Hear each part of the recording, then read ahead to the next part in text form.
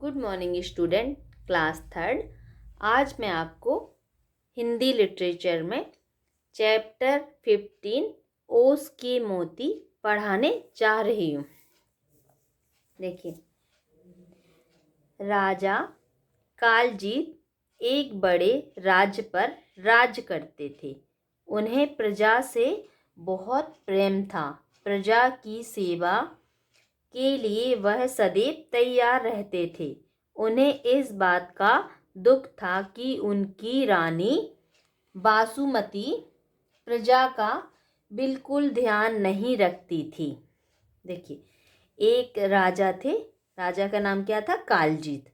वो एक बड़े राज्य पर राज करते थे और उन्हें प्रजा से बहुत प्रेम था, बहुत लगाव था। प्रजा की सेवा के लिए वो हमेशा तैयार रहते थे, सदैव मतलब सदैव तत्पर रहते थे, तैयार रहते थे।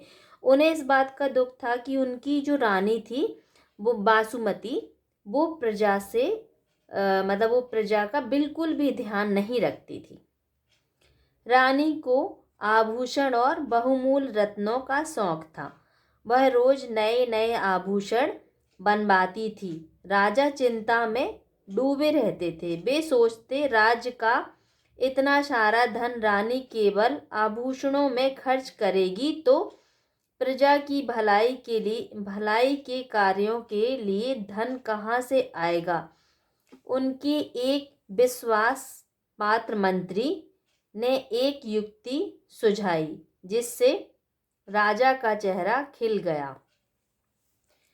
राजमहल से थोड़ी दूर पर ही एक बगीचा था। राजा प्रातः काल वहां घूमने जाया करते थे। एक दिन उन्होंने रानी को भी साथ चलने को कहा। बगीचे में अनेक फूल खिले थे। उनका सुगंध से सारा वातावरण महक रहा था। चमकीले हरे पत्तों पर ओस की बूंदें पड़ी थीं। सूर्य की सुनहरी किरणों में असंख्य मोतियों की तरह झिलमिला रही थी। रानी उन्हें देख मंत्रमुग्ध हो गई।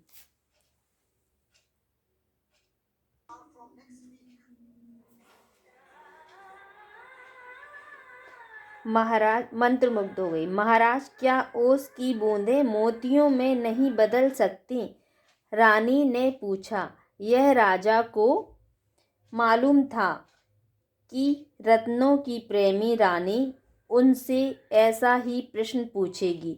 वे मुस्कुराकर बोले, हाँ हाँ, क्यों नहीं। प्रत्येक रात्रि को देवता ओस के मोतियों की वर्षा करते हैं। हजारों ओस की बूंदों में से एक बूंद ओस का मोती होता है। अब तो रानी बासुमती ओस के मोती की जिद करने लगी। इस प्रकार राजा ने कहा, जो व्यक्ति इन्हें पाना चाहता है उसे स्वयं ही ओस के मोती की खोज करनी होती है। तब तक दिन चढ़ गया था। सूर्य की किरणों से ओस की बूंदें भाप बन गई थीं। रानी उदास मन से वापस महल में लौट आई। पूरे दिन उसकी आंखों के आगे ओस के मोती चमकते रहे। उसने अपने सारे आभूषण उन मोतियों के आगे फीके लगने लगे। दूसरे दिन वह बहुत सुबह ओस के मोतियों की खोज करने बगीचे की ओर चल पड़ी। बहुत देर तक ढूंढने के बाद भी वह खाली हाथ लौटी। अब तो रोज ही ऐसा होने लगा। इधर उधर धीरे धीरे प्रजा को जब पता चला कि रानी रोज सवेरे बगीचे में जाती है तो दुखी लोग दूर दूर से फरियाद लेकर आने लगे और रानी उनकी समस्याएं रास्ते में सुनती जाती। रानी ने सारी बातें महाराज तक पहुंच जाती। राजा कालजीत को रानी के बदले हुए स्वभाव पर बहुत आश्चर्य हुआ। जब रानी ने अपना प्रिय चंद्रहार उतारकर एक गरीब स्त्री को दिया,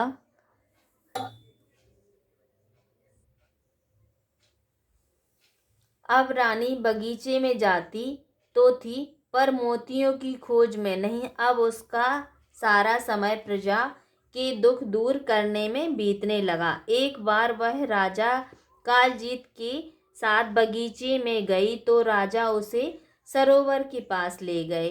निर्मल जल में दोनों की छाया साफ दिखाई दे रही थी।